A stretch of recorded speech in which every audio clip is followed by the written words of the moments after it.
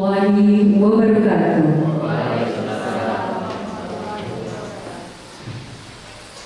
Alhamdulillahirabbil alamin wa bihi nasta'inu umuri dunya waddin wa ala alihi wa sahbihi ajmain.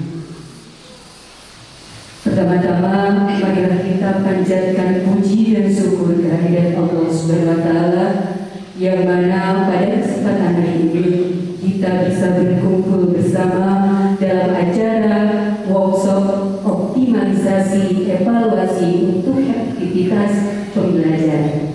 Mudah-mudahan kedatangan ibu dan bapak di sini mendapatkan rahmat dan sekaligus mendapatkan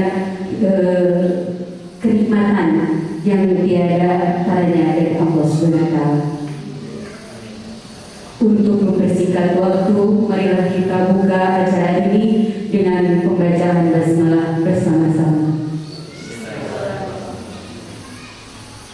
Adapun acara pada kesempatan hari ini, yang pertama pembukaan, kedua pembacaan ayat suci Al-Quran, yang ketiga sambutan dari Bapak Kepala Sekolah, yang selanjutnya penyampaian materi, selanjutnya latihan pembuatan kisi-kisi, selanjutnya pengisian kuesioner dan doa sekaligus tutup. Untuk acara selanjutnya adalah pembacaan ayat suci Al-Quran yang akan disampaikan oleh Bapak Ustaz Udin. Segala hormat kami. Assalamualaikum warahmatullahi wabarakatuh.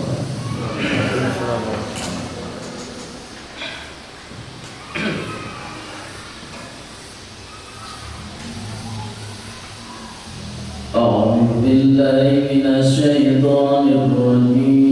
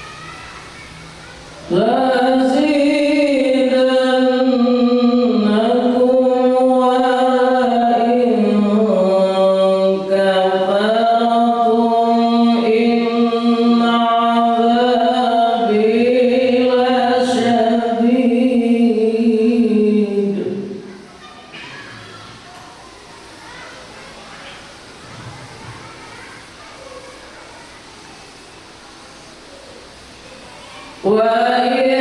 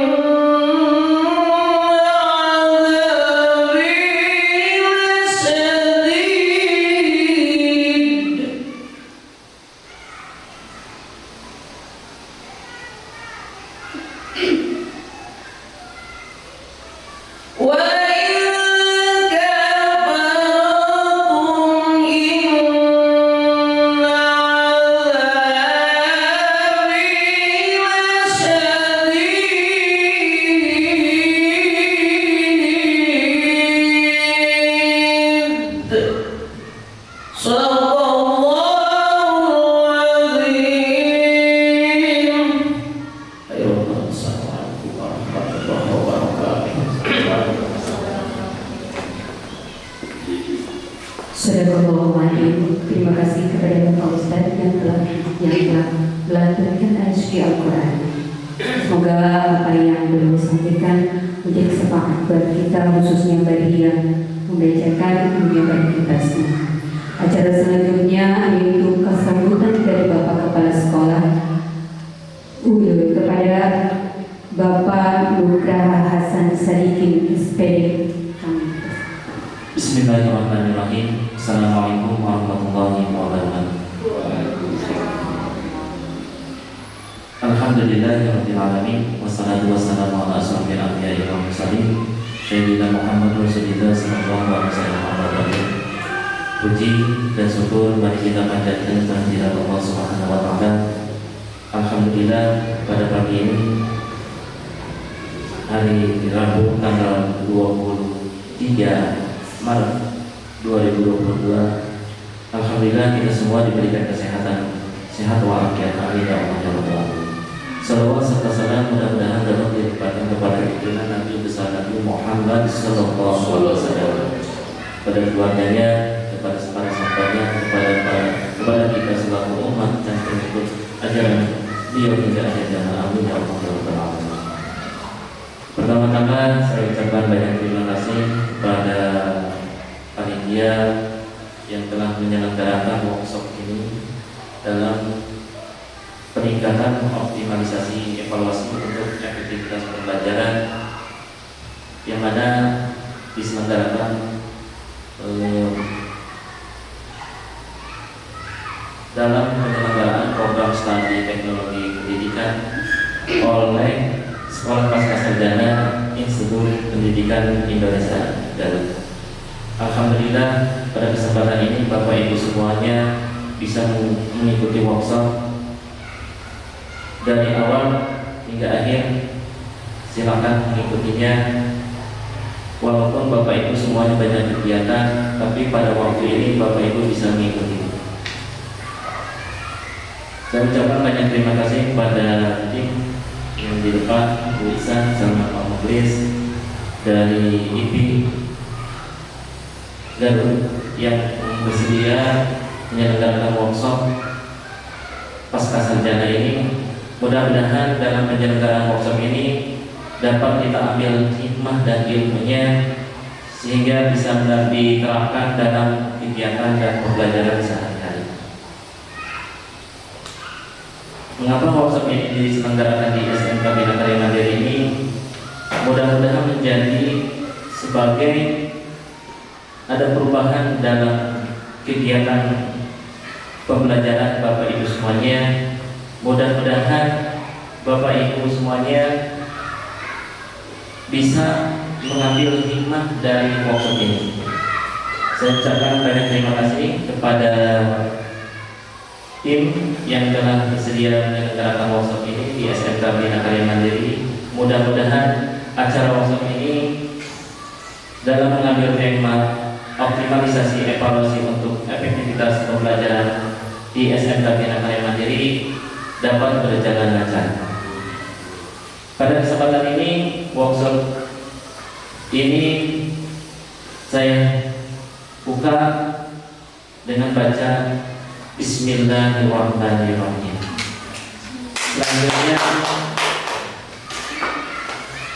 Selanjutnya mudah-mudahan dalam penyelenggaraan workshop ini kami dari panitia penyelenggara dapat menyampaikan ilmu dan manfaat bagi Bapak Ibu semuanya sehingga dapat menerapkan dalam kehidupan dan pembelajaran Bapak Ibu di sekolah.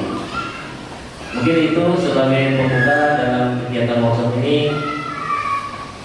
Cukupan sekian. Billahi taufiq wal hidayah. Assalamualaikum warahmatullahi wabarakatuh.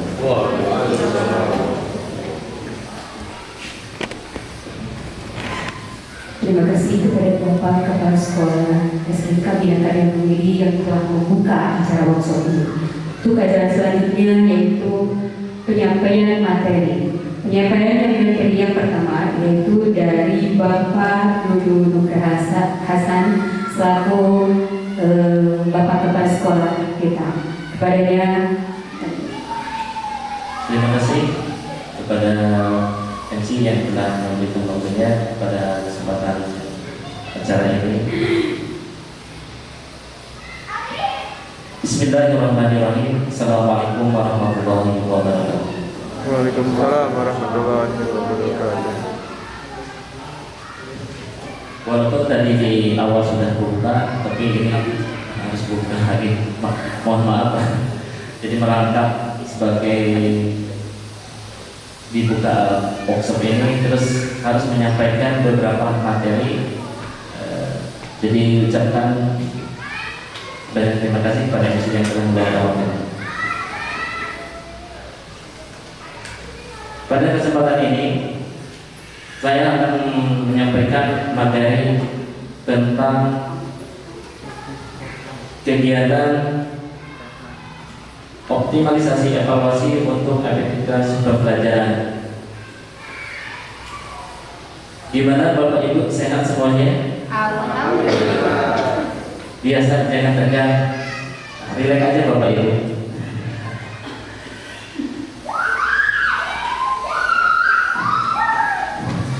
Perkenalkan,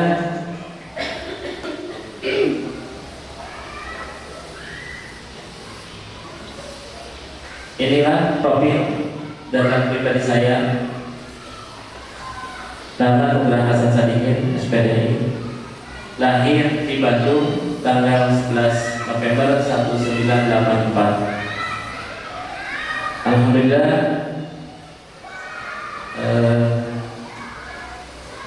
tiga bersaudara dari 7 bersaudara juga, ya.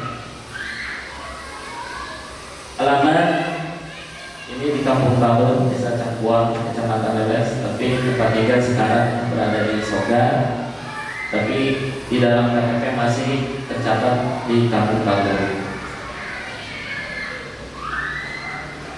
Mengapa kami melaksanakan workshop jadi SMK Bina Karya Mandiri ini? Ini sebagai dari bagian tugas yang tidak bisa ditinggalkan sebagai pemenuhan mata kuliah dalam program studi Tekpen dalam mata kuliah evaluasi pembelajaran.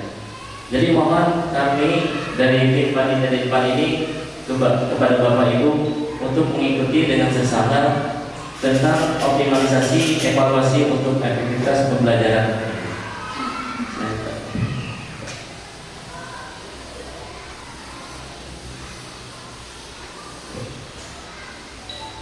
Mungkin dalam benak Bapak Ibu, evaluasi itu apa? Sudah tidak asing lagi dengan kata evaluasi. Mungkin di benak Bapak Ibu terbenak bahwa evaluasi itu adalah sepintas tentang penilaian. Tapi di sini ada beberapa menurut ahli bahwa evaluasi berasal dari bahasa Inggris yang artinya yang biasanya dikatakan adalah evaluation, yang berarti penilaian atau penaksiran. Ini menurut istilah dari Toha mengatakan bahwa evaluasi merupakan kegiatan yang terencana untuk mengetahui keadaan sesuatu objek dengan menggunakan instrumen dan hasil yang dibandingkan dengan tolak ukur untuk mengetahui kesimpulan. Di mana evaluasi ini merupakan sebuah proses pengumpulan data untuk menentukan sejauh mana dalam hal apa dan bagian mana tujuan pendidikan dapat tercapai. Jadi dalam arti sesungguhnya evaluasi itu adalah penilaian akhir.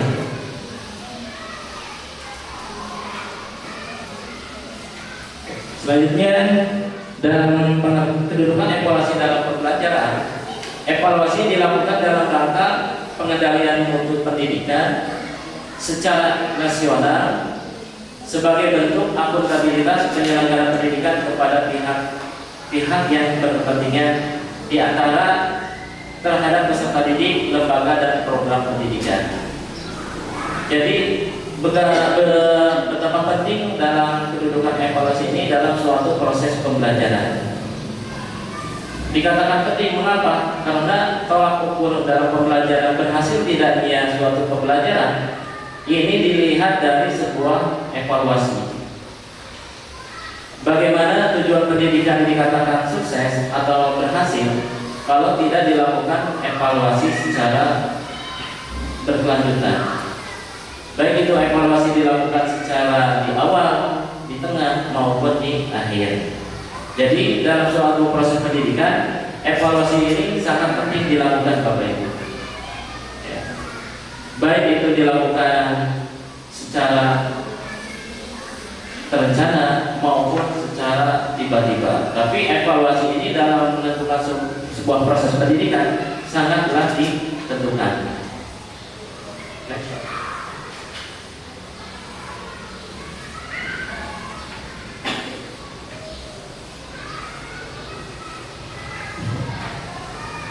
Tujuan dari evaluasi, mengapa evaluasi ini dilakukan? Dalam rangka pengendalian mutu pendidikan secara nasional, baik itu di tingkat jenjang pendidikan nasional maupun di jenjang pendidikan tingkat sekolah. Jadi sangat penting dari kedudukan sebuah evaluasi. Tujuan secara nasional bahwa dikatakan evaluasi itu dikatakan berhasil sebagai pemberian dari umpan balik. Itu yang pertama. Yang kedua, sebagai diagnosis kesulitan belajar siswa. Nah, ini kan selalu dilakukan oleh Bapak Ibu. Dilakukan, mengapa evaluasi ini dilakukan? Biasanya kesulitan-kesulitan apa yang ada di peserta didik itu sendiri biasanya dilakukan di awal maupun di tengah dan di akhir. Yang ketiga, tujuannya adalah sebagai penentuan kelulusan. Mungkin dalam suatu proses pendidikan yang kemarin sebelum ada ujian sekolah atau ujian asesmen nasional, sebelumnya ada ujian nasional.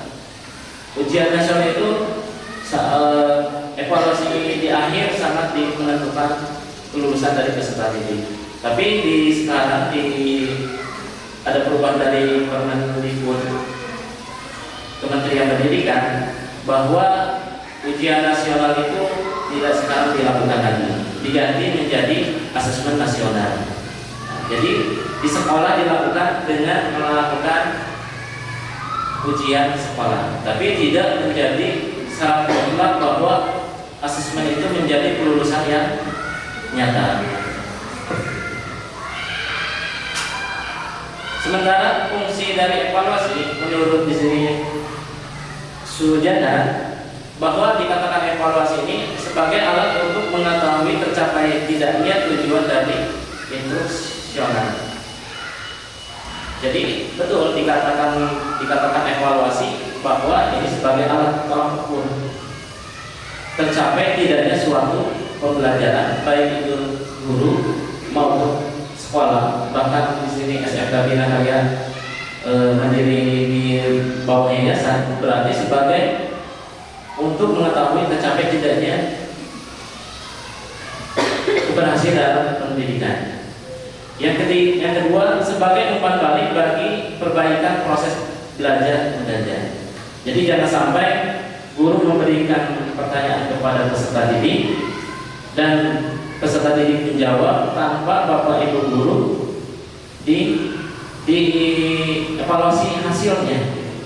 Silakan Bapak Ibu bahwa evaluasi ini sebagai berhasil tidaknya Bapak Ibu mengajar dalam proses pembelajaran. Yang ketiga,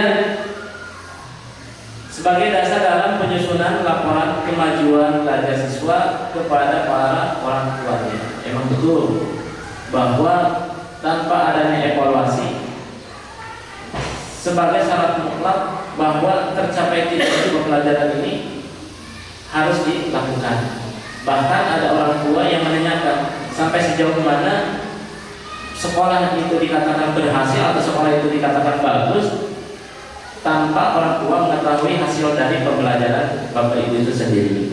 Jadi ini menurut Sujana. Jadi dikatakan menurut para ahli betul.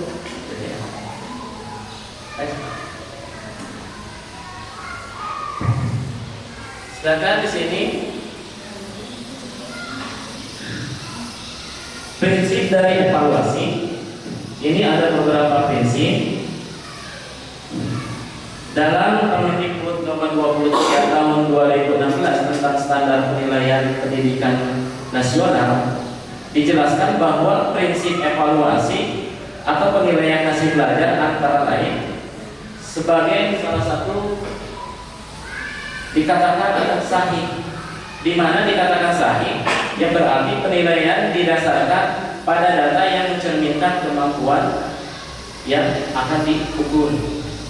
Nah, ini silakan Bapak Ibu harus sahih datanya jika melakukan sebuah evaluasi. Selanjutnya dikatakan ini objektif ya. Berarti penilaian didasarkan pada prosedur dan kriteria yang jelas, tidak dipengaruhi subjektivitas penilai. Harus murni mungkin ya, murni apa adanya. Jadi jangan dibuat-buat dalam hasil penilaian terhadap evaluasi peserta didik. Kadang-kadang yang menjadi cerita sebuah pendidikan karena nilainya dikatakan sebuah pendidikan nilainya harus bagus, dinyatakan bahwa dikatakan penilaian harus berhasil. Kadang-kadang ada sebuah instruksi dari atas, Dinas Pendidikan menginstruksikan kepada UPT Pendidikan bahwa nilai ujian nasional ini harus rata-rata 8. Dari Dinas Pendidikan setempat menginstruksikan kepada pengawas menginstruksikan kepada kepala sekolah bahwa pengawas mengatakan bahwa penilaian dalam ujian nasional ini harus 8. Kepala sekolah menginstruksikan juga kepada guru atau timnya bahwa sekolah ini nilainya harus rata-rata di atas 8. Berarti ini adalah sebuah penilaian yang tidak objektif. Sedangkan di kenyataan di lapangan bahwa penilaian hasilnya itu kadang-kadang ada di bawah standar nilai 8. Ini mencerminkan sikap dari pendidikan kita yang tidak relevan. Kadang sebuah perintah yang harus dilaksanakan tidak mungkin tidak, perintah itu harus dilakukan. Nah, kalau kita sepintas harus menjelaskan bahwa nilai peserta didik itu hasilnya harus nyata dengan apa adanya, mungkin anak-anak didik kita tidak akan lulus. Tapi ada instruksi dari atasan hingga menyatakan bahwa rata-rata dalam pendidikan itu harus di atas standar, berarti ada yang dilakukan oleh tim penilai itu sendiri. Ini dikatakan objektif. Selanjutnya dikatakan adil. Ya, yang ketiga, dikatakan adil bahwa penilaian tidak menguntungkan atau merugikan peserta didik karena kebutuhan khusus serta pembekalan yang melatar belakangi tentang agama, suku budaya, adat istiadat, status sosial, ekonomi maupun gender. Jadi harus adil. Jadi sebagai seorang guru yang tidak mencerminkan bahwa pilih kasih kepada ini, oh ini mah orang kaya nilainya bagus, oh ini orang miskin nilainya di bawah standar. Tapi tidak menutup kemungkinan bahwa yang miskin juga bisa di atas standar yang diinginkan guru. Jadi silakan adil. Jadi harus adil. Selanjutnya dikatakan terpadu bahwa penilaian sebagai salah satu komponen yang tidak terpisahkan dari sebuah kegiatan pembelajaran. Jadi harus seiring dengan sebuah komponen yang telah dilakukan dalam pembelajaran. Yang kelima, terbuka.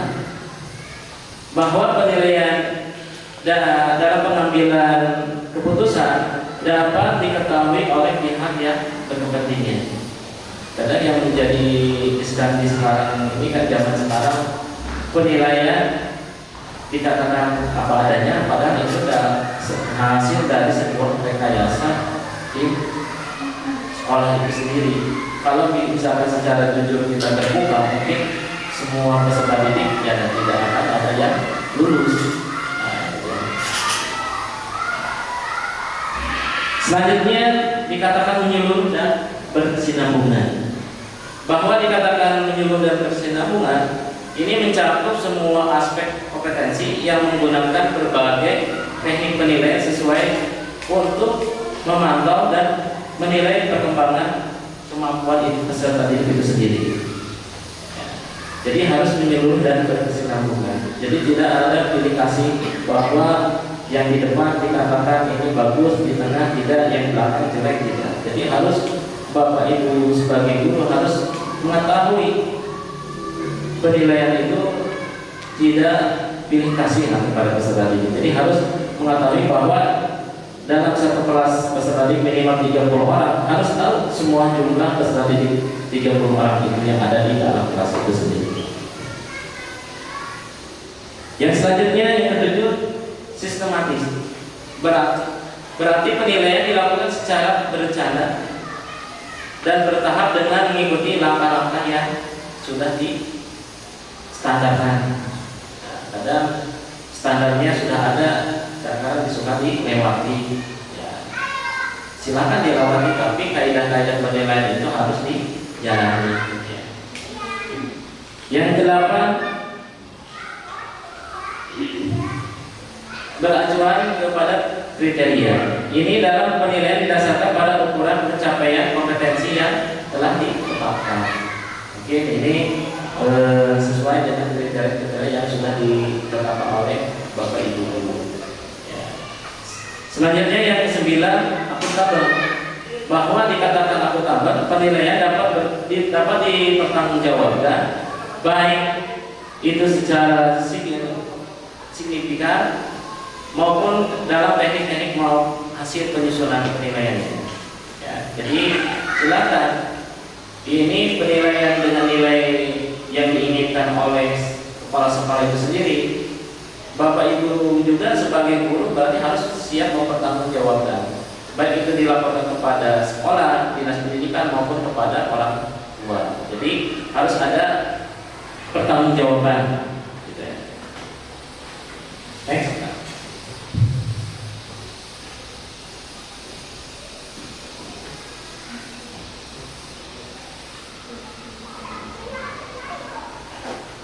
Jenis-jenis evaluasi dalam pembelajaran. Ada beberapa ahli mengatakan bahwa setiap tindak lanjut yang dikendaki dalam evaluasi diadakan tes dengan tes penempatan maupun dengan tes yang sudah dilakukan. Ini diantaranya ada tes penempatan. Mengapa dilakukan tes penempatan? Biasanya ini dilakukan pada di awal tahun atau di awal tahun ajaran baru sudah masuk pada jenjang PPDB biasanya. Ini dilakukan sebagai alat ukur untuk mengetahui tingkat kemampuan yang telah dimiliki oleh peserta didik. Karena kan di SMK sudah dilakukan penilaian bakat, silakan Bapak Ibu dilakukan di tahun-tahun ajaran baru inilah. Jadi supaya tahu bahwa yang masuk ke jurusan khususnya di SMK Pirakan Mandalika karena ada dua jurusan, berarti harus dilakukan bakatnya dari awal, yang sampai nanti pas di pertengahan pindah jurusan.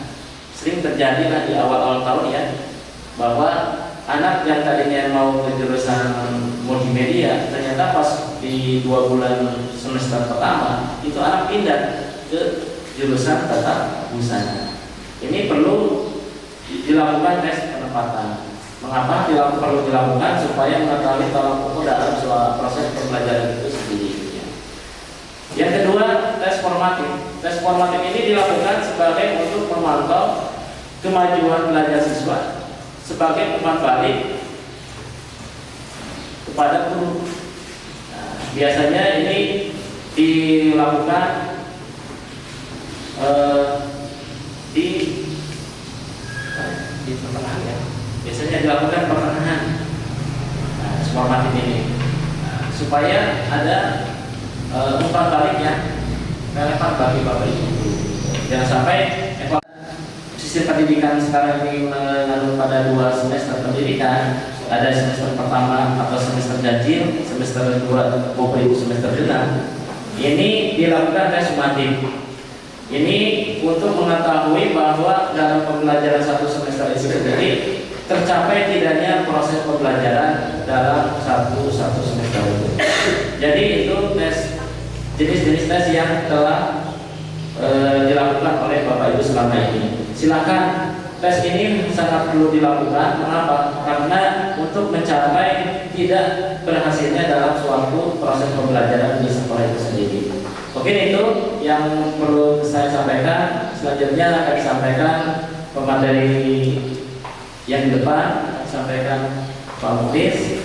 Mohon maaf nanti kalau kurang jelas, nanti di akhir ada sesi tanya jawab. Mungkin itu yang dapat kami sampaikan. Kurang lebihnya mohon dimaafkan.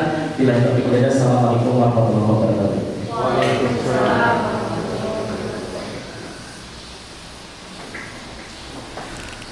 Oke, assalamualaikum warahmatullahi wabarakatuh. Sedikit turunnya guys ya. Oke. Izin perkenalan lagi ya, untuk nama yaitu Muklis Rahman, untuk alamat yaitu ada di Pemda atau di Jirin PP-nya. Nah, untuk ngajar, saya ngajar di sini ya guys ya. Status. Untuk status masih keren pelajar ya guys ya. Oke, ini untuk melanjutkan tentang evaluasi tes.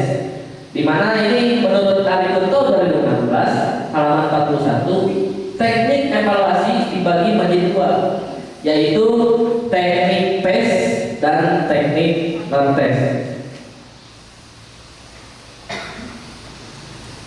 Di mana teknik PES merupakan alat atau pengumpulan informasi yang resmi. Biasanya pengumpulan tes yang resmi yaitu seperti tes-tes yang ada di workshop atau di lainnya.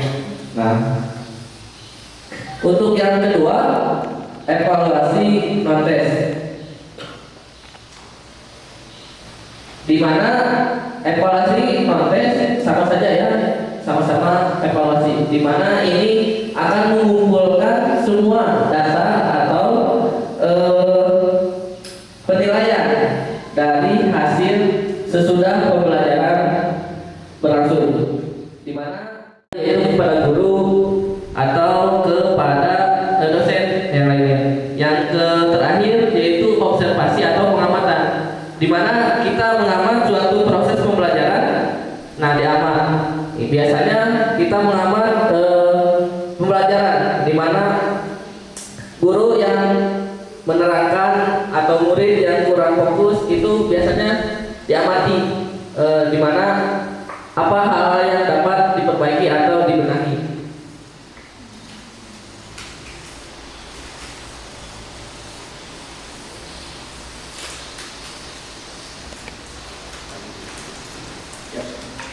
Nah, untuk prosedur pelaksanaan evaluasi, di mana yang pertama yaitu harus menyusun rencana evaluasi hasil belajar.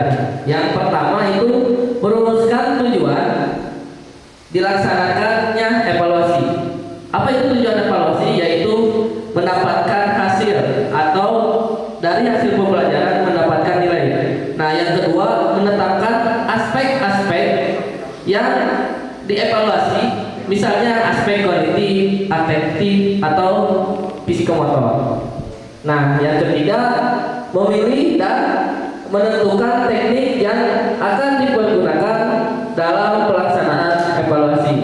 Nah, di mana memilih dalam pengukuran dan penilaian hasil belajar peserta didik. Nah, yang untuk yang kelima menentukan tolak ukur, di mana tolak ukur ini disebut norma atau kriteria yang dijadikan pegangan atau patokan dalam memberikan interpretasi terhadap data hasil evaluasi. Nah, yang ke-6 menentukan frekuensi dan kegiatan evaluasi hasil belajar. Dan terakhir himpunan data.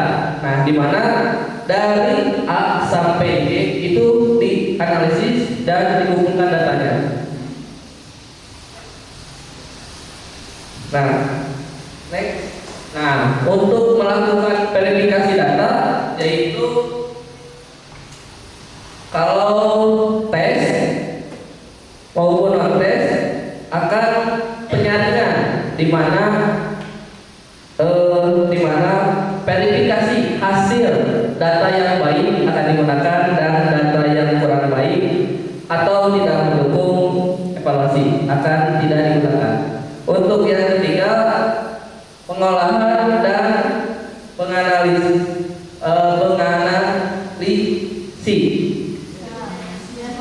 Oh, salah tipe, maafkan ya guys ya. Ya, untuk yang pengolahan, di mana ini untuk menganalisis data evaluasi dilakukan dengan maksud untuk memberikan makna terhadap data. Nah, jadi ini data-data yang dikumpulkan itu akan dipakai apa ya? Nah, seperti itu. Nah, yang keempat memberikan interpretasi dan menarik kesimpulan, di mana hasil evaluasi pada hakikatnya merupakan verbalis dari makna yang terkandung dalam data pengelolaan dan penganalisis. Yang terakhir, tindak lanjut hasil evaluasi. Nah, di mana data ini telah disusun dan diatur dan diolah dan dianalisis lalu disimpulkan sehingga dapat diketahui makna-makna dari hasil evaluasi atau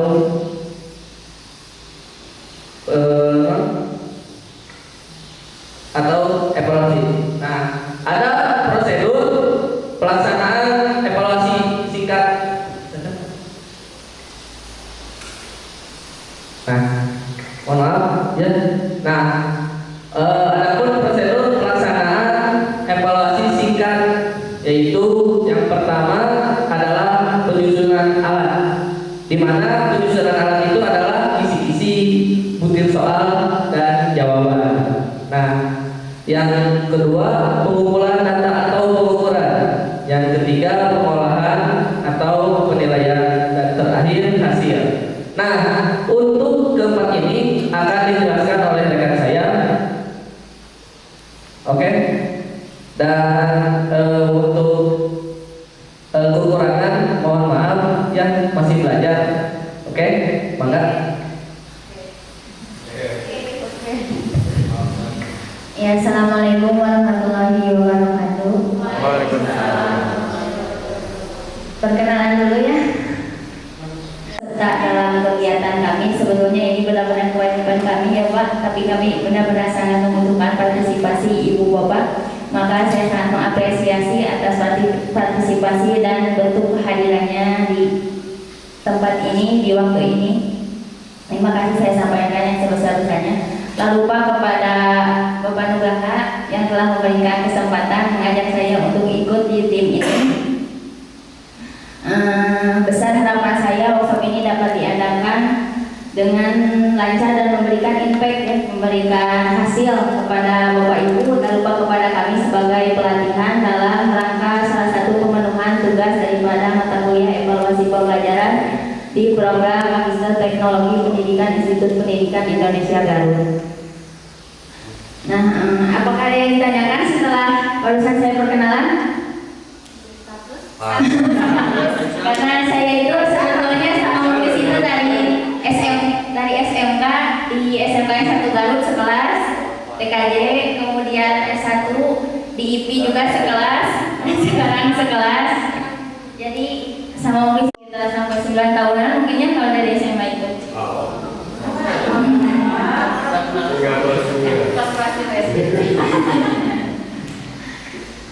Langsung saja. Sebenarnya esensi daripada evaluasi itu pengukuran ya, Ibu Bapak. Kalau kita misalkan mengukur berat badan, sebenarnya alat ukur apa yang kita gunakan? Timbangan. Jadi dalam pengukuran itu harus digunakan alat ukur yang tepat.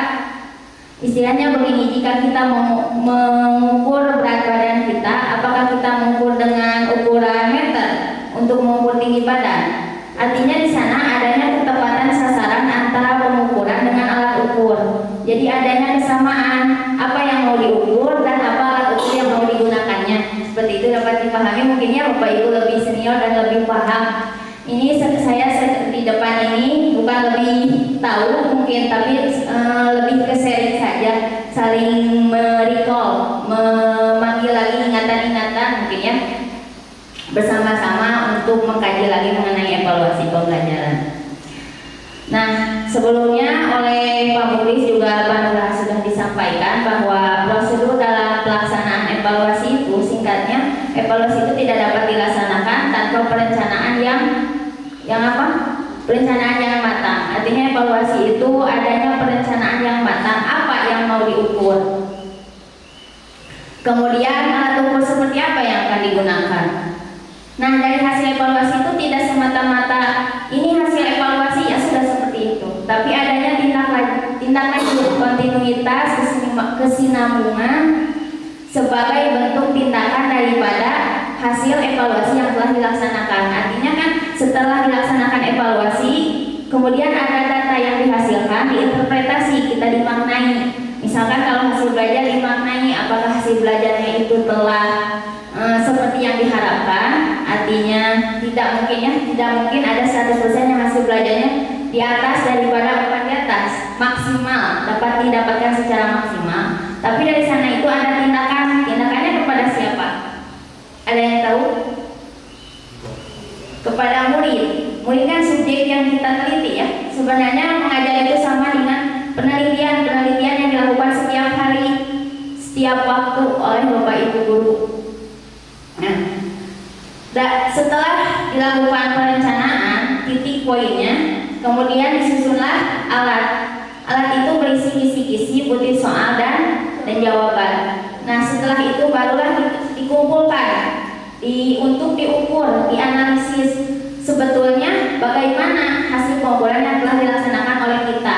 Kemudian diolah untuk diketahui, kalau dalam skripsi mungkin dalam penelitian itu diketahui apakah sebuah treatment, perlakuan yang kita berikan itu memberikan dampak, dapat meningkatkan atau memberikan pengaruh. Kan kalau judul-judul di penelitian pendidikan seperti itu. Kemudian hasilnya. Nah,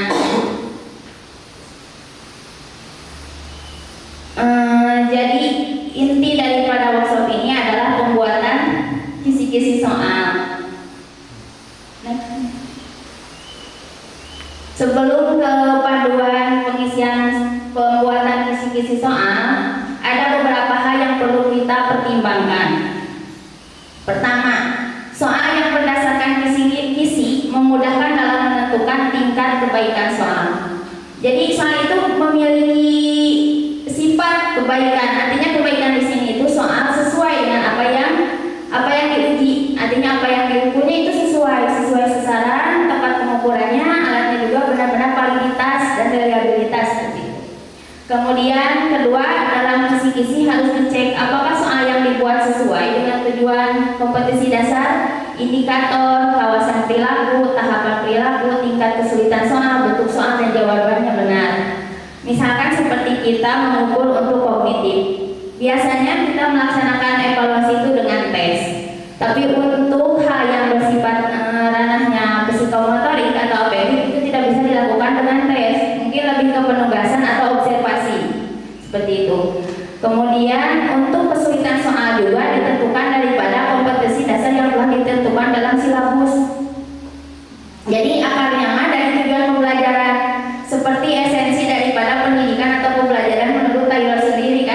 Untuk pembelajaran itu pertama tujuan dulu pembelajaran yang ditentukan, kemudian apa konten materinya, kemudian bagaimana mengorganisasikan pembelajaran tersebut dan bagaimana mengevaluasinya. Jadi esensinya evaluasi itu balik lagi ke pengertian pembelajaran itu sendiri. Dapat dipahami Bapak Ibu? Pilih Ali, cepat deh.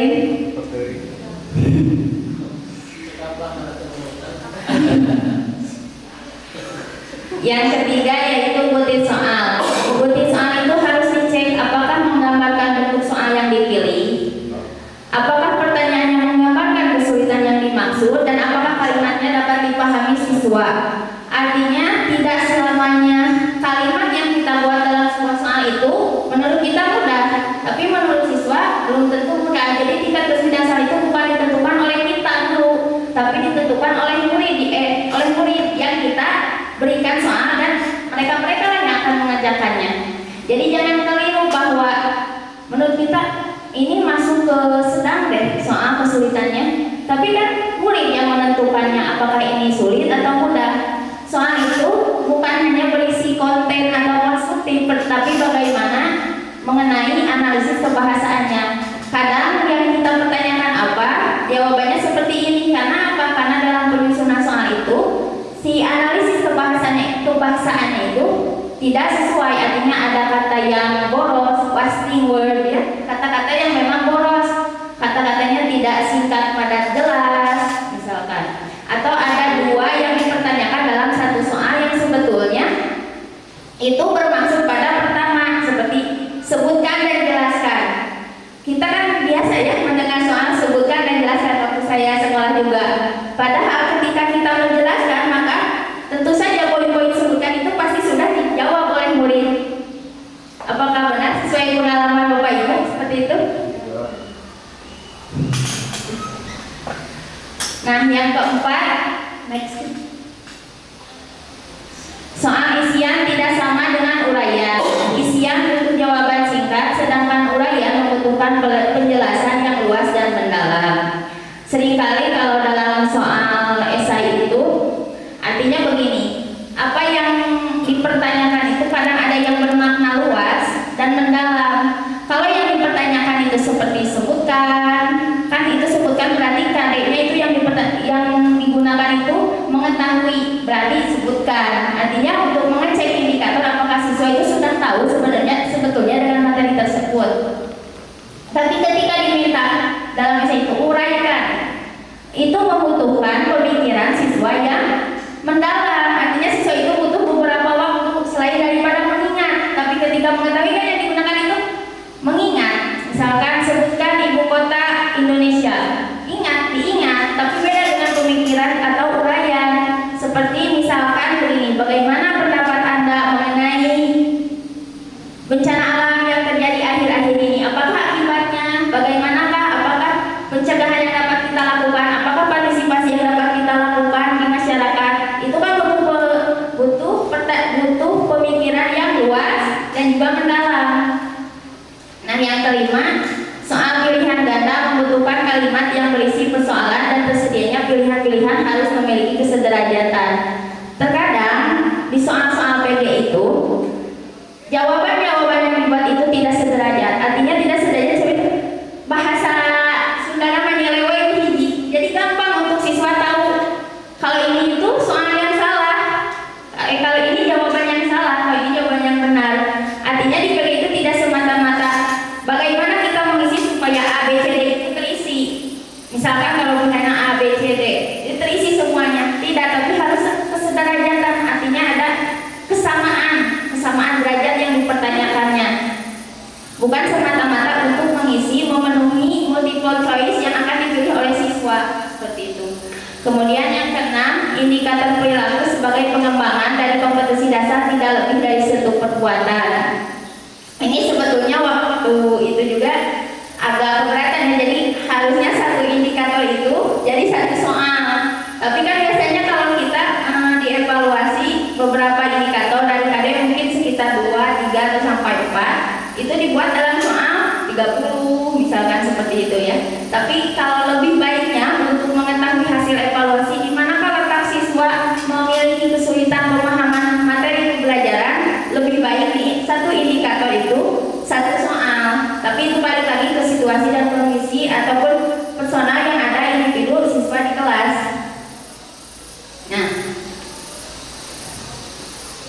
Setuju? Dah? Indikator itu pada perilaku, bukan pada soal, tetapi apakah soal itu sesuai dengan indikator perilaku yang diukur.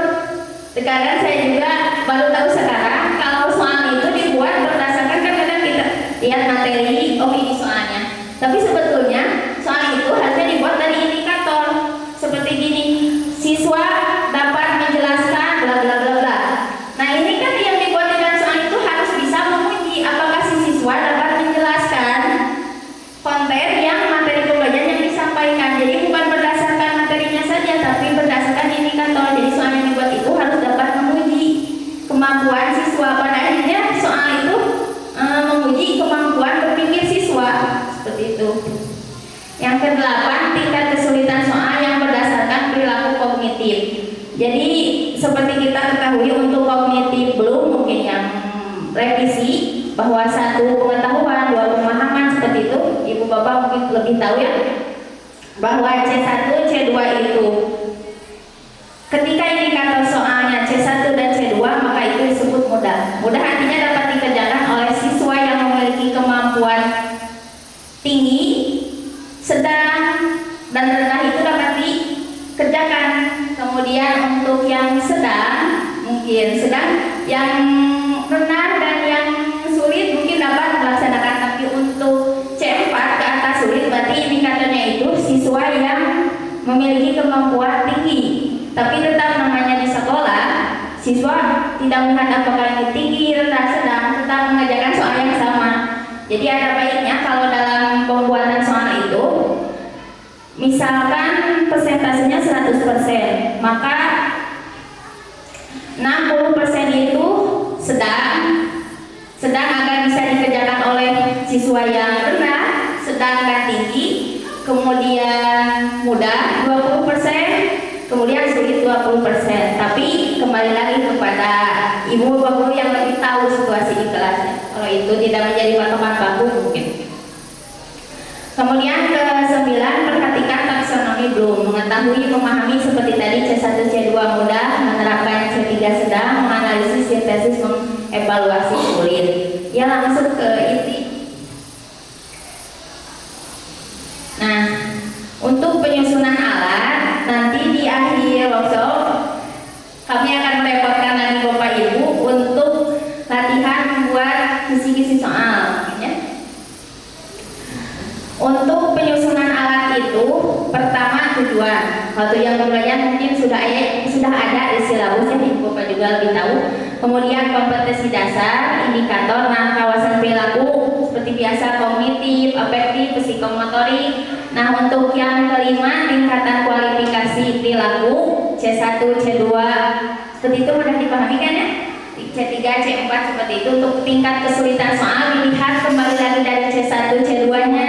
Apakah kalau C1, C2 berarti mudah, C3 sedang, C4 ke atas itu sulit. Kemudian bentuk soalnya apa? PG atau esai, kemudian bukti soalnya sendiri, dan yang ke-9 kunci jawaban. Apakah Bapak Ibu perlu contoh daripada kisi-kisi soalnya? Nah, ini mungkin hasil daripada latihan kami di pertemuan mata kuliah evaluasi pembelajaran setelah UTS. Untuk tujuan, berhubung saya dari pendidikan teknologi informasi, maka mata pelajaran yang diambil itu adalah informatika dengan pokok bahasan sistem komputer. Tujuannya mungkin disesuaikan dengan mata pelajaran yang Ibu Bapak ampu, kemudian kompetensi dasar dan indikator. Nah, sebenarnya di sini titik poinnya. Kalau misalkan tujuan pembelajaran siswa dapat memahami pengertian sistem komputer, ini masih mengenai konsep bahasa ya. Kemudian untuk kompetensi dasarnya memahami pengertian sistem komputer sesuai dengan kata kerja operasional indikator. Kemudian indikatornya menjelaskan sudah ada aturan baku di KKO bahwa mengetahui bla bla bla kata kerjanya, memahami seperti itu dan seterusnya. Kemudian kawasan perilakunya kognitif, kualifikasi perilakunya C2 pemahaman, tingkat kesulitannya seperti tadi C1 C2 berarti mudah, bentuk soalnya PG. Bagaimana mengecek bahwa siswa dapat menjelaskan pengertian sistem komputer? Karena tadi juga tingkat konsistensinya mudah, maka butir soalnya apa yang dimaksud dengan sistem komputer sesuai dengan indikatornya Bapak Ibu. Apakah bisa dianalisis dari sini? Mungkin saya juga tidak tahu benar atau salah, tapi ini hasil dari revisi Bapak. Nah, mungkin dapat Bapak Ibu analisis apakah ini sudah sesuai dari tujuan sampai ke butir soal.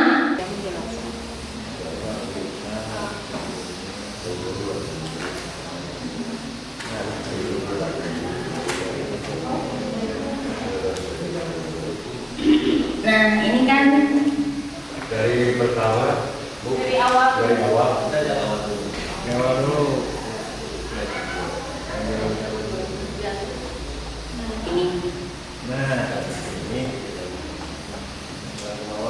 Yang dari awal apakah harus ditulis seperti itu atau langsung ke bawah, Bu? Langsung ke bawah tadi di kolom. Tadi di kolom.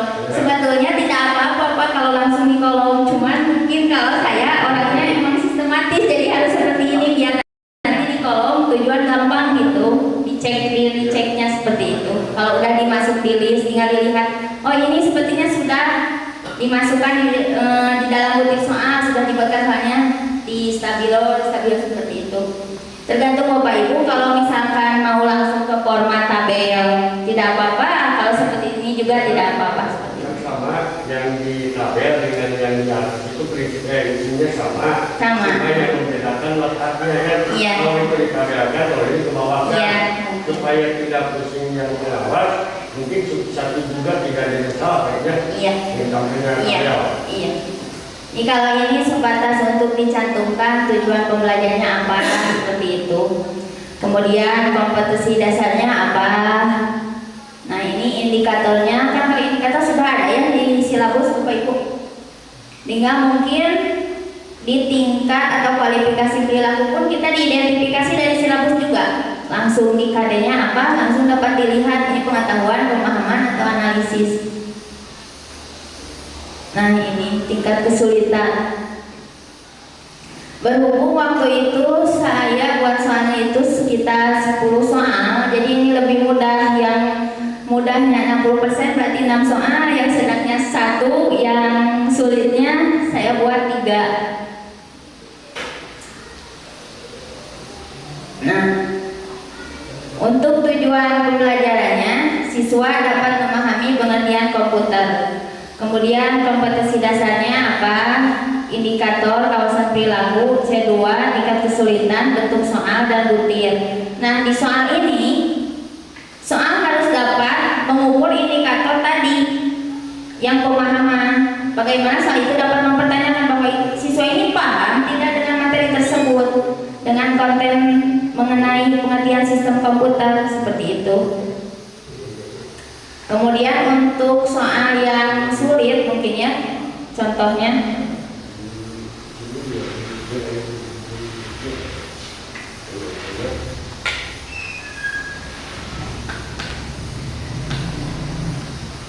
nah ini C4. Kalau C4 itu masuknya HOTS atau tidak? HOTS ya. Nah siswa dapat menganalisis interaksi antara perangkat keras, perangkat lunak, dan pengguna. Sebetulnya kalau dilihat di silabus itu, indikatornya itu hanya 2 mengenai sistem komputernya, menjelaskan, kemudian dengan dapat di ranah afektif, apa psikomotorik, afektif kayaknya yang kognitif sama sikap, keterampilan. Jadi keterampilan untuk menyelesaikan troubleshooting jaringan. Tapi karena berhubung waktu itu diberikan tugas harus membuat 10 soal, maka saya kembangkan. Yang awalnya 1 kompetensi dasarnya saya kembangkan menjadi lebih banyak kompetensi dasarnya, kemudian dibuat soal HOTS. Nah untuk tujuan ini siswa dapat menganalisis interaksi antara perangkat keras dan perangkat lunak dan pengguna. Untuk KD dan indikatornya sama mungkin. Nah, dilihat di KKO bahwa pengenalan itu termasuk kata kerja untuk dipanggil yang menelaahnya. Nah, ini masuk kategori kesulitan soal sulit. Dibutir soal bagaimana indikator itu dapat terukur. Saya tanyakan mekanisme seperti apa yang terjadi ketika pengguna mengklik mouse untuk memutar sebuah video di komputer. Jadi siswa itu di sana menganalisis sebenarnya mekanismenya seperti apa. Bukan berarti siswa sudah menjadi teknisi dapat menganalisis secara harfiah ya, tapi bagaimana membayangkan ketika komponen si komputer itu siswa sudah ketahui, siswa dapat menganalisis bagaimana jalannya ketika seseorang pengguna mengklik mouse kemudian ditayangkan sehingga tayang di monitor seperti itu. Untuk contoh soal sulit mungkin. Apakah contoh soal sedangnya harus diperlihatkan atau tidak perlu Bapak Ibu? Nah,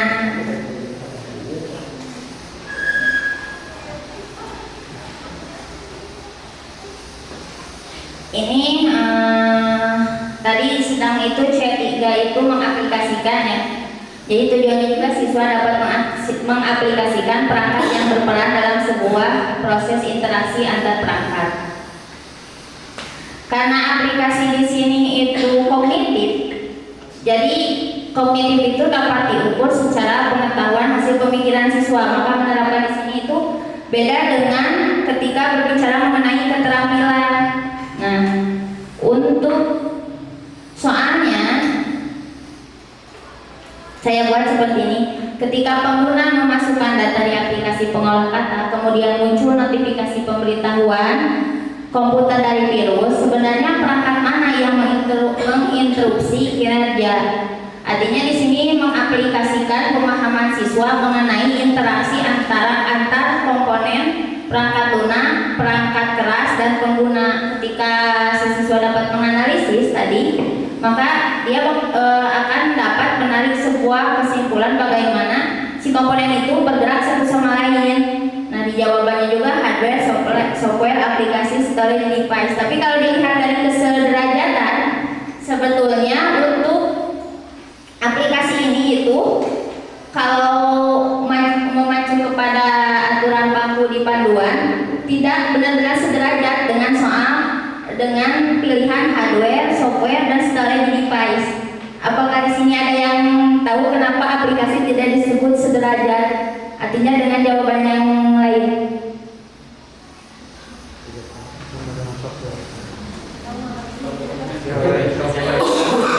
Kenapa tidak disebut sederajat? Maaf? Jadi mulai yang di sana tidak ada pilihan, contohnya Word atau Excel kan tidak nyambung. Iya, iya betul. Terus untuk SMP ya? Iya. Kan untuk SMA itu optionnya sampai E ya? Iya. Iya, jadi intinya di sini itu sama juga direvisi bahwa aplikasi itu tidak sederajat. Tidak sederajat, beda dengan hardware. Hardware itu komponen sama hardware, software itu sederajat. Tapi kalau aplikasi itu bagian daripada jenis software. Nah, seperti itu Ibu Bapak sudah dapat mengidentifikasi bagaimana kesederajatan. Jadi mudah-mudahan kedepannya saya juga masih belajar mungkinnya. Ini pengetahuan baru juga dari Prof. Jadi bahwa dalam membuat soal PG itu harus ada kesederajatan, artinya kesamaan. Kalau ya bahasa Sundanya menyeleweng hiji, siswa juga dapat mengidentifikasi oh ini masalah gitu.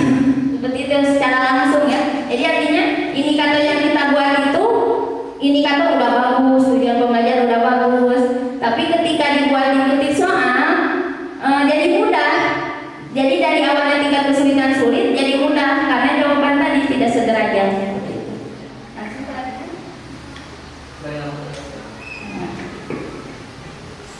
Kalau kamu soal kamu mudah.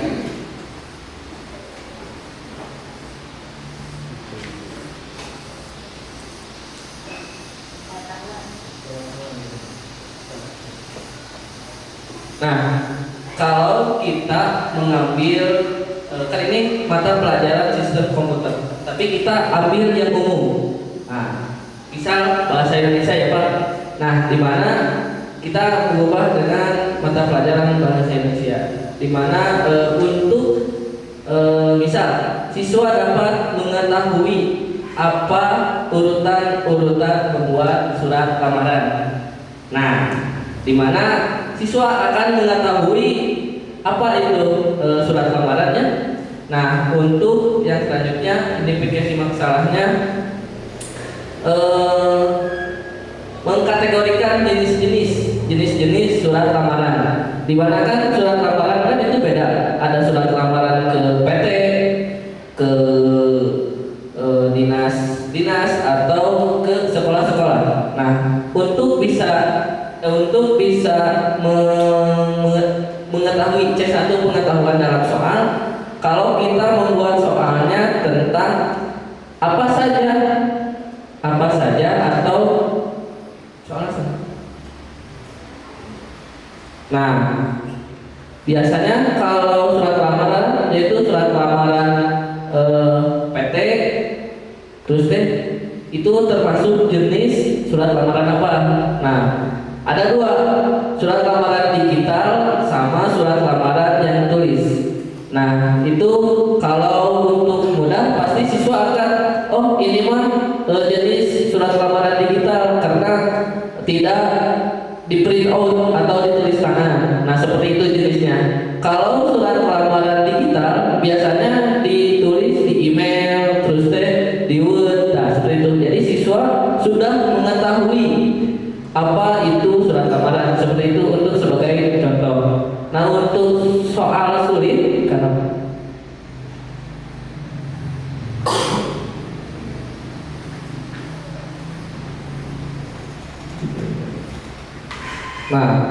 untuk soal sulit, nah ini sama, siswa dapat menganalisis interaksi antara, berarti siswa dapat menganalisis apa isi-isi lamaran.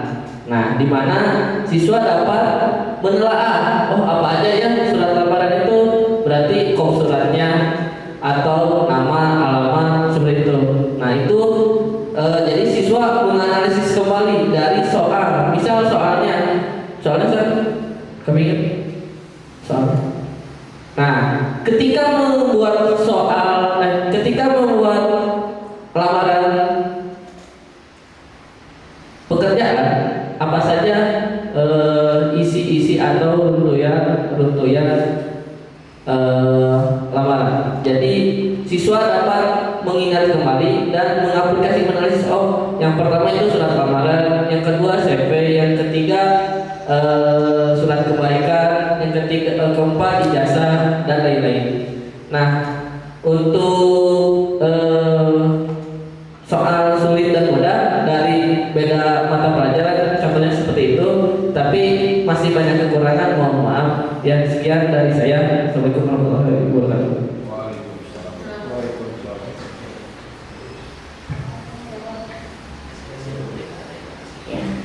Sebelum ke tanya jawab, mungkin ya balik lagi ke temanya. Untuk optimalisasi evaluasi untuk efektivitas pembelajaran ini, di sini bermakna bahwa ketika suatu proses pembelajaran itu evaluasinya dapat dioptimalkan, maka pembelajaran itu bisa dikatakan efektif. Workshop ini bagaimana kisi-kisi soal dibuat dengan baik dan benar agar pembelajaran itu dapat terlaksana dengan optimal, dengan efektif. Oh iya, saya lupa disampaikan bahwa untuk analisis soal itu yang tadi ada beberapa poin sebelum pembuatan soal itu. Analisis itu ada 3 analisis soal itu. Pertama, analisis konten mengenai materi pembelajaran. Kemudian yang kedua, analisis konstruk daripada bangunan atau konstruktivitas soalnya. Kemudian daripada analisis kebahasaan. Jadi ketika kisi-kisi soal dibuat berpacu kepada hasil analisis ketiganya dengan baik dan benar, maka alat ukur evaluasi itu dapat dikatakan tepat dan baik, seperti itu. Nah, untuk sesi selanjutnya tanya jawab, dipersilakan kepada Bapak Ibu apabila ada yang ingin ditanyakan. Assalamualaikum warahmatullahi wabarakatuh. Yang pertama, ucapan terima kasih untuk kesempatannya. Ini sharing Ibu Bapak. Yang pertama, dan di evaluasi biasanya di evaluasi itu ada yang dinamakan pre-test dan post-test gitu. Di sini kalau post-test mungkin sesuai dengan apa yang dikatakan oleh Sujana, itu mengetahui tercapainya tujuan nasional ya untuk nantinya umpan balik. Tetapi di sini yang dipermasalahan di pre-test. Kan pre-test kita belum mengetahui kalau pre-test itu apakah berhubungan berkaitan dengan apa yang disampaikan oleh Bapak Sujana tadi di materi. Itu yang pertama. Yang kedua, itu tadi yang dikatakan ada yang disebut dengan evaluasi psikotes.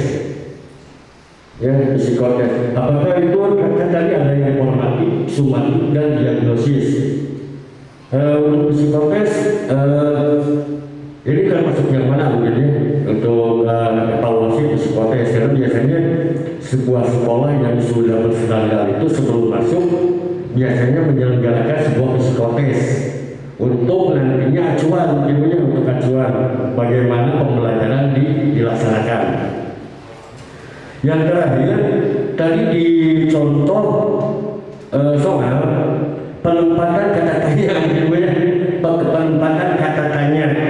Tadi yang pertama ada kata mana kan, ya ada kata mana, terus penempatan lagi kata tanya apakah sudah harus di tengah, bisa kan?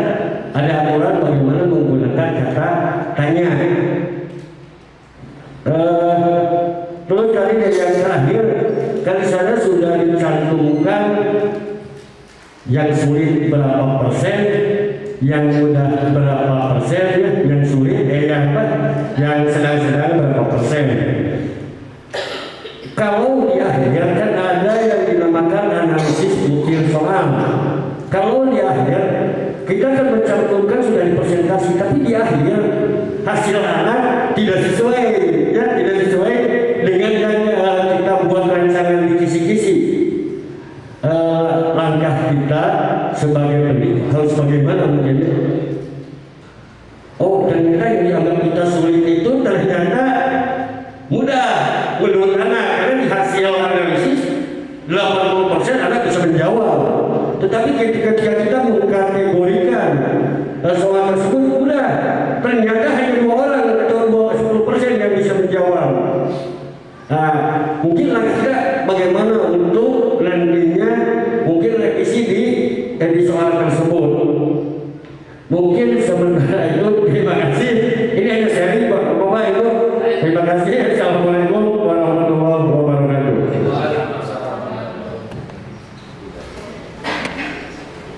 Assalamualaikum warahmatullahi wabarakatuh. Kalau pertanyaan analisis pembuatan soal tadi sudah ditanyakan sama Pak Sami. Sekarang ini adalah bagaimana tadi Ibu menerangkan bahwa evaluasi itu ada kegiatan pengukuran dan penilaian kalau nggak salah ya. Iya. Apakah evaluasi tersebut harus melibatkan kedua hal tersebut? Yang kedua adalah apakah evaluasi akan mempengaruhi mutu sekolah? Itu yang saya tanyakan. Wassalamualaikum warahmatullahi wabarakatuh.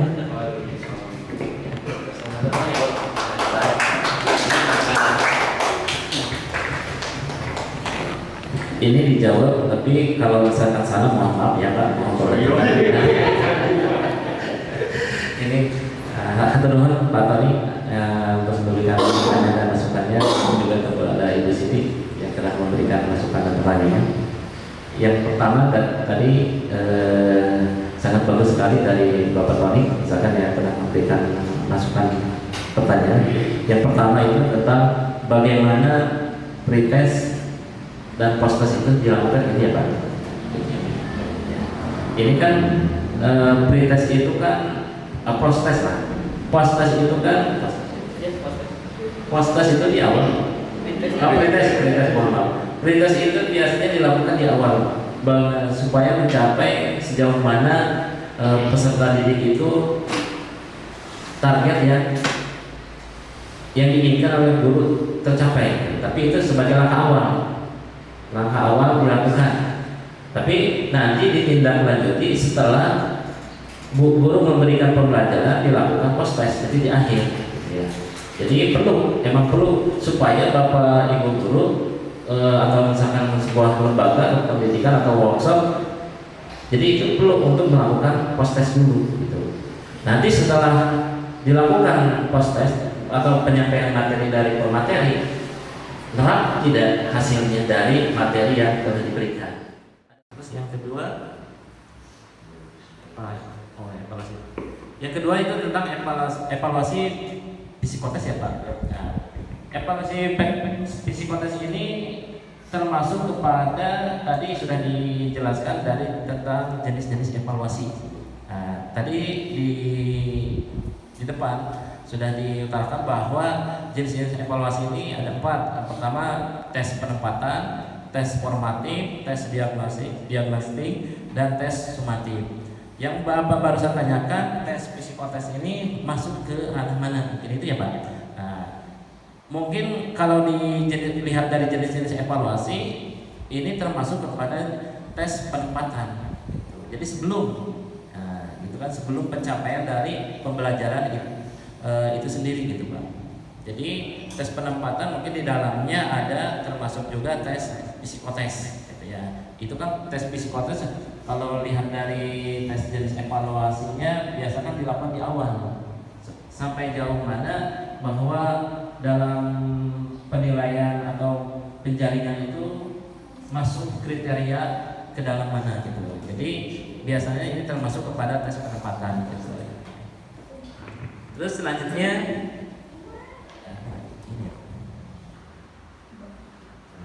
ini tentang aturan penempatan kata tanya. Nah, mungkin Ibu bisa ada. Mau tanya ya Pak? Kata tanya mana? Mungkin maksud Bapak dilihat dari kisi-kisi soal yang diperlihatkan contoh saya ya Pak. Iya. Untuk seperti contoh soal seperti ini, biasanya kan kalau di bahasa Indonesia itu soal itu ada yang diberikan cerita, kemudian kalimat tanya, atau ada bentuk soal yang seperti skenario, artinya siswa diajak untuk berpikir ke sana baru dikasih tanya, atau di kalimat tanya dulu terus dibawa untuk ke skenario baru dikasih pilihan jawabannya. Seperti itu. Kalau untuk penempatan kata tanya di soal itu tergantung bagaimana bentuk soalnya Pak. Jadi tidak memiliki aturan bahwa harus di awal, di tengah, di akhir, tapi bagaimana kita menguji indikator kemampuan siswa untuk misalkan seperti tadi menjelaskan. Kalau misalkan untuk menganalisis harus diceritakan dulu skenarionya agar siswa itu terbawa. Oh, jadi maksudnya kalau pengguna ini jadi terbayang dulu, imajinasi siswa udah dibentuk, dikonstruk, baru dipertanyakan kalimat tanyanya seperti itu. Jadi tidak ada aturan baku di mana harus kalimat tanya ditempatkan. Apakah dapat dipahami? Mungkin kalau ini ya beda ini sharing saja. Iya. Tapi kalau tadi ada soal dulu yang apa? Novel dan ada yang kata mana yang pertama soal yang nomor 1 itu.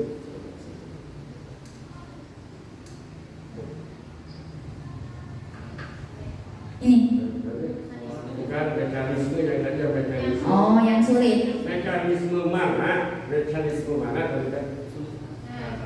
Nah, mekanisme seperti apa yang terjadi ketika pengguna mengklik mouse untuk memutar sebuah video di komputer kan? Penggunaan apa? Seperti apa kan?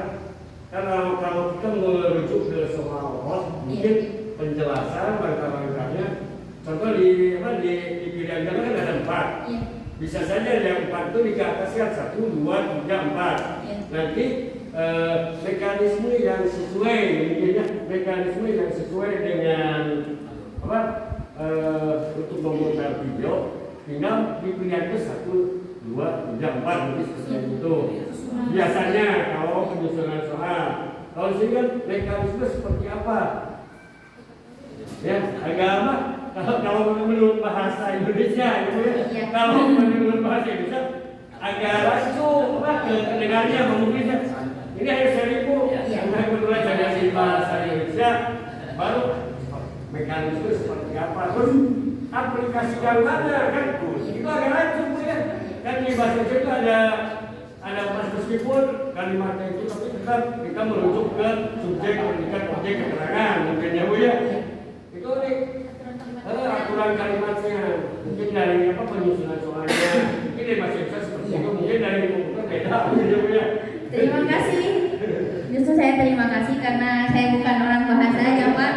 Ini kan di soal juga ada analisis konten, analisis kebahasaan dan analisis konstruktif. Mungkin di analisis kebahasaan saya memang sadar bahwa saya masih kurang. Waktu itu masih ada revisi sedikit di bagaimana penggunaan kebahasaan yang mudah dipahami oleh siswa. Mungkin ini juga jadi revisi saya dan di bagaimana untuk kedepannya membuat kisi-kisi soal yang dapat mudah dipahami secara analisis kebahasaannya seperti itu. Terima kasih saya sampaikan sebesar-besarnya kepada Bapak. Terus satu lagi di magang, apakah tidak mencantumkan materi? Di kisi-kisi soal? Ya. Tidak. Oh tidak. Tidak, tapi mungkin di atas dikasih identitas Pak. Ya kalau pengalaman, kalau saya lihat ada materi setelah KD itu Oh, iya. ada materinya. Iya. Ya kalau biasa menyusun kisi-kisi itu ada materi. Iya. Ya kalau ini mungkin lebih ke langsung aja kisi-kisi soalnya, tapi balik lagi bagaimana biasa yang di sekolah digunakan seperti itu. Ya, tapi ini lebih ke inti dari bagaimana membuat kisi-kisi soal sesuai panduan soal yang baik dan benar seperti itu. Terima kasih. Kemudian pada Iya. ada masukan yang kembali ya Bu ya. Iya. Yang bermanfaat bagi kami seperti itu. Jadi tidak semata-mata bahwa penulisan soal itu seenaknya gitu. Jadi harus ada aturan tersendiri. Apalagi dari kaidah bahasa Indonesia mungkin ada kaidah yang perlu diterapkan. Ini mohon maaf. Kemudian untuk pertanyaan selanjutnya,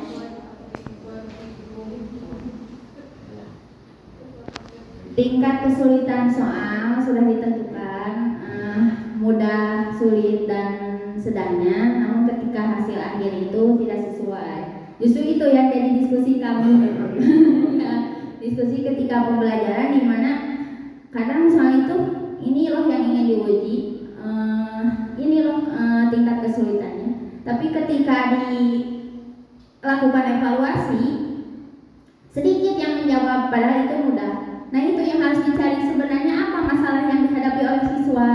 Sebenarnya kalau evaluasi kata Prof ya, itu harus sampai ke akarnya mungkin, tapi kalau di kelas kita tidak bisa sampai tahu ke akarnya. Artinya gini, misalkan ini dijawab hanya oleh 20% dari 100% siswa, sisanya dipertanyakan, artinya kenapa dia seperti ini, apakah dia kehadirannya memenuhi kriteria di sekolah, bolos atau seperti apa, kenapa dia bolos, malas, kenapa dia malas, sampai ke akhirnya sebenarnya ke akar di mana mungkin saja itu karena faktor dari keluarga, dukungan keluarga, faktor ekonomi dan sebagainya. Tapi kita sebagai guru kan sebetulnya tanggung jawabnya sampai sana mungkin, tapi karena untuk waktu juga keterbatasan waktu, artinya kita hanya dapat mengetahui sampai dataran di atasnya, karena sebetulnya itu seperti fenomena gunung es sampai bawah. Sebenarnya akar di mana siswa yang berkemampuan rendah itu bukan hanya dari memang suka ada peribahasa atau ayah bawa anak itu kan tidinya gitu, tidak bisa sebenarnya. Setiap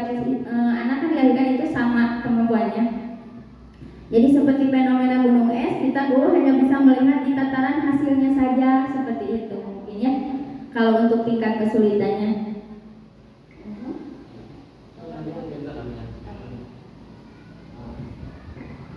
Oke, Mika, tadi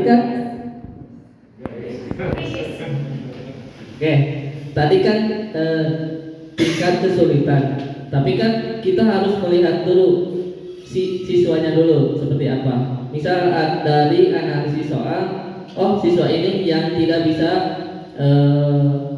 menjawab soal dengan benar. Nah, tapi kan kita tidak tahu latar belakang si anak itu kenapa. Nah, kita kan sebagai guru keterbatasan karena banyaknya murid, biasanya seperti itu.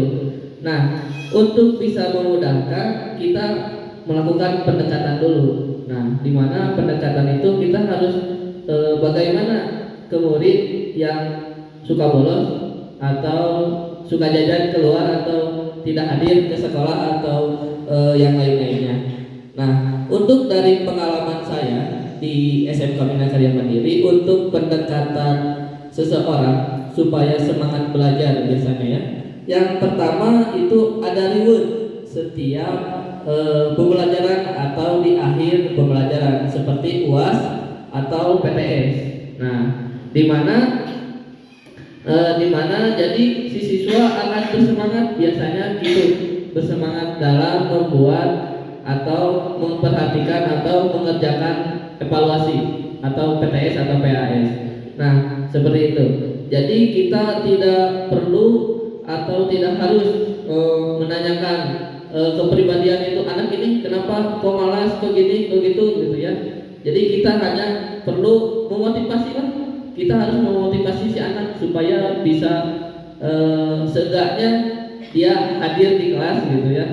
Nah, dengan hadir kita membuat motivasi lagi supaya hadir dan memperhatikan kita sebagai guru atau pemateri. Nah, harus bagaimana juga gitu. Nah, menggunakan teknik-teknik atau pendekatan seperti itu. Ada pertanyaan lagi untuk semangat? Evaluasi apa yang harus diterapkan oleh tenaga pendidik?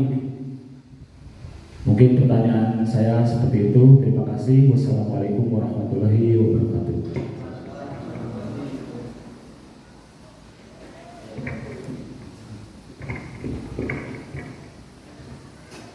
Terima kasih pada Pak, pertanyaan yang sangat bagus, sangat berbobot kepada materi yang baru disampaikan bersama workshop ini. Sangat banyak juga pertanyaan-pertanyaan. Terima kasih. Yang pertama barusan Pak menanyakan apakah evaluasi ini mempengaruhi dari dengan karakteristik siswa ya Pak. Jadi emang dikatakan evaluasi bahwa ini untuk mencapai sebuah hasil atau yang diinginkan pencapaian dari sebuah guru itu. Berarti di dalamnya ada penilaian itu tentang karakter, tentang kepribadian atau misalkan sejenisnya. Ya, di dalamnya bisa juga termasuk sebuah evaluasi itu sendiri gitu. Nah, dikatakan karakteristik siswa bahwa evaluasi dalam pencapaiannya ini bisa mencapai sebuah angka juga gitu di dalamnya gitu. Termasuk evaluasi ya berarti dalam pencapaiannya bisa termasuk juga Pak gitu ya. Jadi dikatakan karakteristik ya bisa termasuk di dalamnya karena dalam hasil penilaian akhir nanti itu didapatkan bahwa siswa atau peserta didik tersebut didapat si A, si B, si C ini karakternya berbeda-beda, dapat disimpulkan di akhir. Jadi mungkin itu jawabannya. Terus yang kedua, menurut survei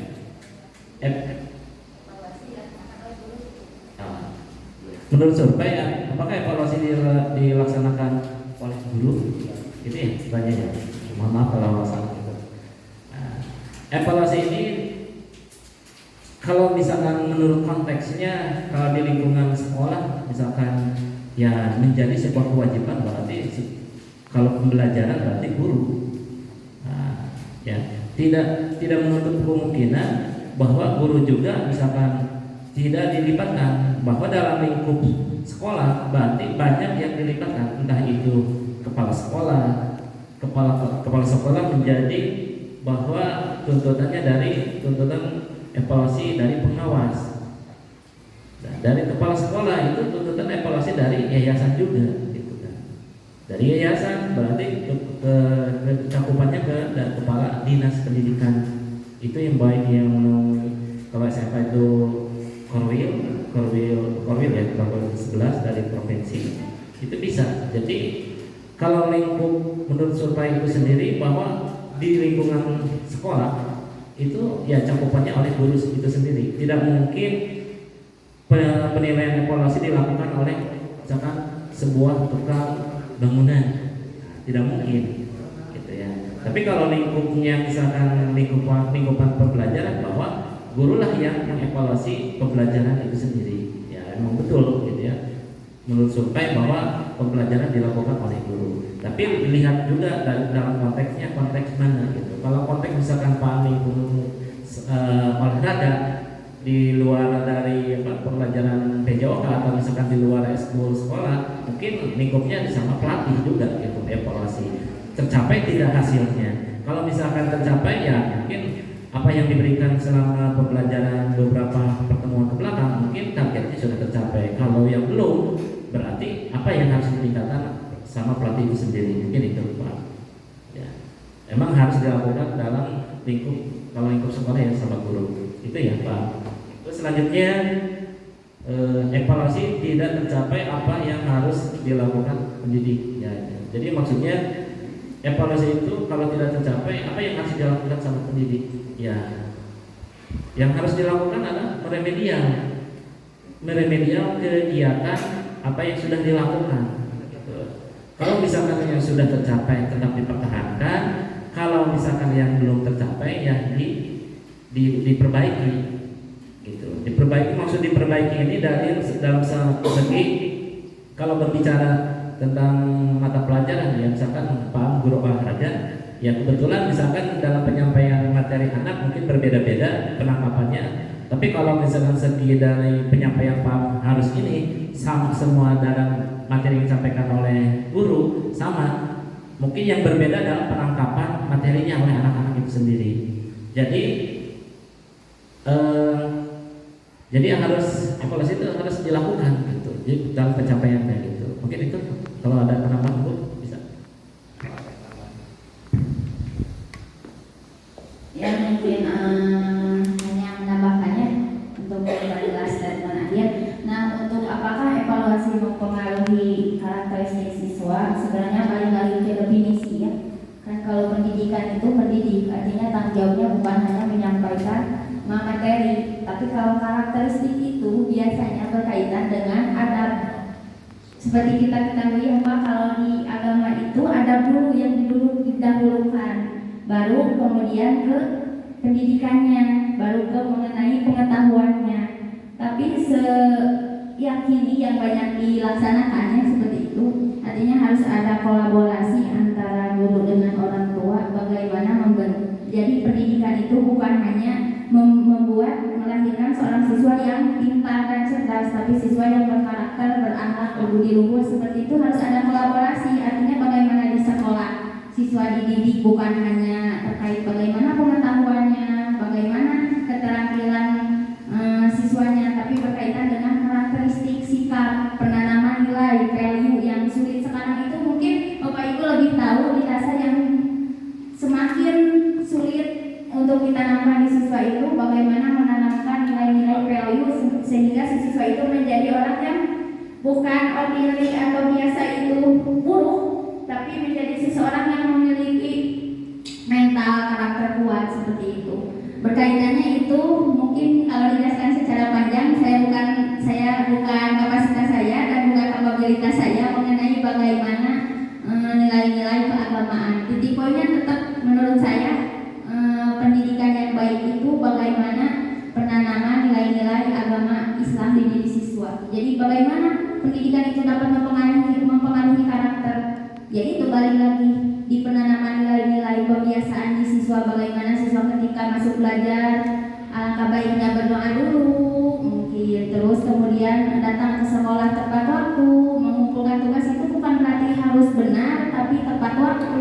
Itu kan pembiasaan untuk karakter siswa, disiplin. Nanti juga kan dibutuhkan di lingkungan kerja bagaimana disiplin untuk menjadi orang yang bertanggung jawab atas tugas yang diembannya. Seperti itu akan mempengaruhi terus dari jenjang karir sampai dewasa seperti itu. Mungkin kalau dari intinya pendidikan itu mengharapkan adanya perubahan daripada karakteristik siswa.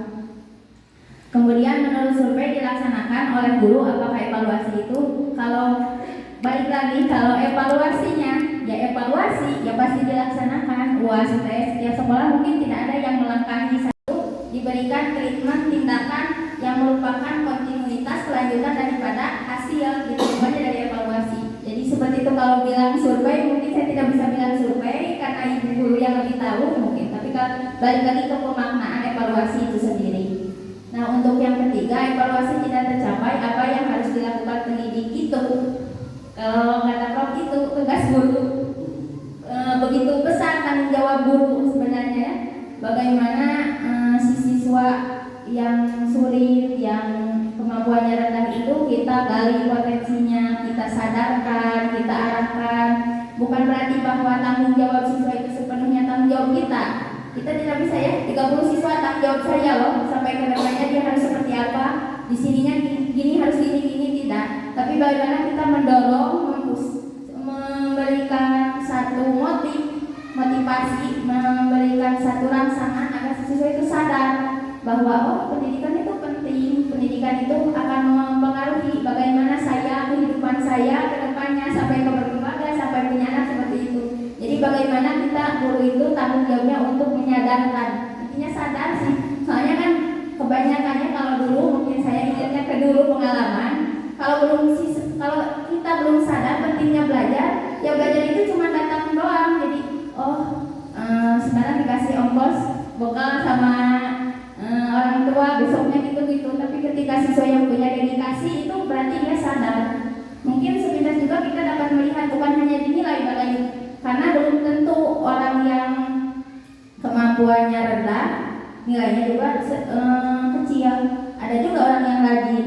Orang yang rajin kan beda artinya usaha yang diberikan, upaya yang diberikan untuk mencapai nilai si belajar. Jadi itu intinya bagaimana si pendidik memberikan satu motivasi, memberikan dorongan untuk menyadarkan gitu. Jadi ketika ada kesadaran, dievaluasi juga akan mempengaruhi begitu. Tapi mungkin untuk teknisnya ibu bapak lebih tahu, lebih berpengalaman juga.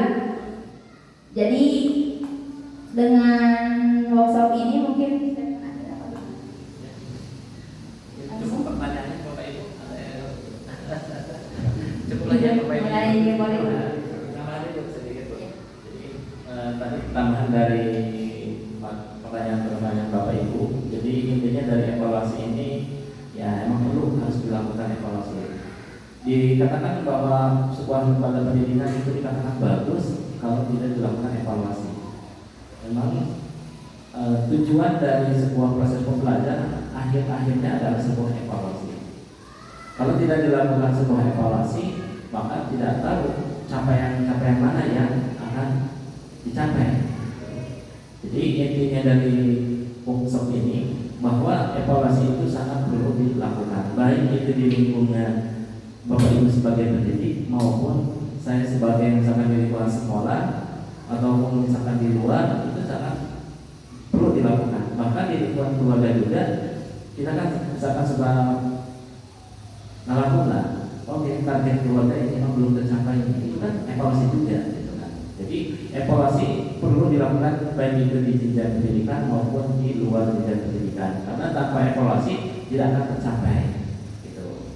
Tadi tambahan lagi tentang sebuah pembelajaran bahwa tentang karakteristik memang perlu Bapak Ibu untuk zaman sekarang ini menumbuhkan sebuah karakteristik yang diinginkan itu sangat sulit zaman sekarang. Mungkin tidak sama antara pembelajaran Bapak Ibu dulu waktu sekolah dengan waktu sekarang menjadi Bapak Ibu menjadi guru dalam memberikan pengajaran. Jadi bahkan kata sahabat Nabi saya Ali bahwa janganlah kalian mendidik anak-anakmu di zamanmu, didiklah anak-anakmu di zaman sekarang, ya, gitu. Jadi tidak akan sama bahwa diperlakukan zaman Bapak Ibu dulu disamakan dengan zaman sekarang, tidak sama. Sama tidak Bapak Ibu coba? Tidak. Di zaman dulu tidak ada IT, manual, menulis di depan dengan spidol dengan kapur. Tapi sekarang jarang guru menulis misalkan dengan menggunakan kapur. Tapi di zaman saya dulu guru menulis di depannya dengan menggunakan kapur. Beda, tidak ada zaman IT bahwa menggunakan fokus atau komputer. Itu sangat langka. Tapi zaman sekarang kebutuhannya sangat jauh berbeda. Jadi silakan jangan samakan bahwa pembelajaran itu harus sama mendidik di zaman Bapak Ibu. Tapi kita sebagai Bapak Ibu guru harus menyesuaikan kebutuhan peserta didik. Jadi peserta didik di zaman sekarang kebutuhannya apa? Tidak mungkin kebutuhan dulu misalkan membaca dengan menulis hanya cukup menggunakan menyusun huruf kata-kata saja. Tapi sekarang menulis dan membaca kita cukup dengan mengetik satu jari lah, atau misalkan hanya ditampilkan di depan baru tahu. Dulu kan sangat sulit dikatakan menulis dan membaca kalau tidak ada di depan ditulis sama bapak ibu guru. Jadi jangan samakanlah. Jadi memang betul juga saya Ali berkata, ya kalau kita di resapi memang betul gitu kan. Jadi silakanlah bapak ibu pandai-pandai meramu dan menerjemahkan materi-materi di zaman sekarang. Ya, tidak mungkin sama dengan zaman bapak ibu dulu waktu sekolah cuma 17 tahun atau 15 tahun materinya itu. Walaupun materinya sama tapi penyampaiannya berbeda gitu lah. Jadi mohon dipahami lah. Jadi memang betul dalam sebuah evaluasi itu akan menunjukkan karakteristik sebuah siswa yang unggul. Ya, jadi mohon dalam sebuah pendidikan itu bahwa dikatakan evaluasi tercapai atau tujuan tercapai itu akan dilakukan sebuah evaluasi. Ya. Terima kasih kepada pemateri pertama yaitu Bapak Nugraha Hasan Sadikin SPD dan Bapak Mukhlis Rahman SPD, juga Ibu Ihsan Nurul Ihsana SPD sebagai pemateri kita hari ini. Acara selanjutnya yaitu doa akan disampaikan oleh Bapak Ustadz Udin. Kepadanya kami persilakan. Assalamualaikum warahmatullahi wabarakatuh. Marilah kita berdoa kepada Allah Subhanahu wa taala. Apa yang kita telah dengarkan dan disimak oleh kita tentang evaluasi, mudah-mudahan ini menjadikan ilmu yang bermanfaat bagi kita semua, dan mudah-mudahan dengan evaluasi ini ada keberhasilan, ada kesuksesan dalam suatu lembaga pendidikan maupun yang lainnya. Allahumma sholli ala sayyidina Rasulillah ajmain. Bismillahirrahmanirrahim. Alhamdulillahi hamdan yuwafi ni'amahu wa yukafi mazidah. Rabbana lakal hamdu kama yanbaghi li jalali wajhikal karim wa 'azimi sultanik. Allahumma arinal haqqa haqqan warzuqna ittiba'ahu wa arinal batila batila warzuqna ijtinabah. Allahumma nawwir qulubana bi nuri hidayatika kama nawwartal arda bi nuri syamsika abadana bi rahmatika ya arhamar rahimin. Rabbana taqabbal minna innaka antas samiul alim.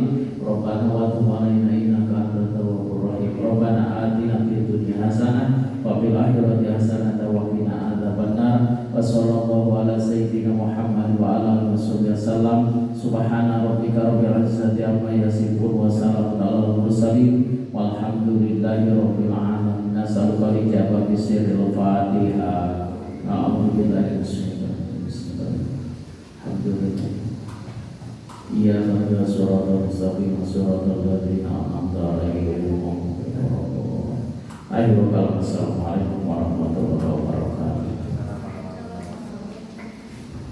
Acara selanjutnya adalah penutupan. Sebelum saya tutup acara ini, rekan-rekan saya memohon maaf yang sebesar-besarnya apabila dalam membawakan acara ini kurang berkenan di hati Bapak dan Ibu. Untuk itu, marilah kita tutup acara ini dengan pembacaan hamdalah bersama-sama. Assalamualaikum warahmatullahi wabarakatuh.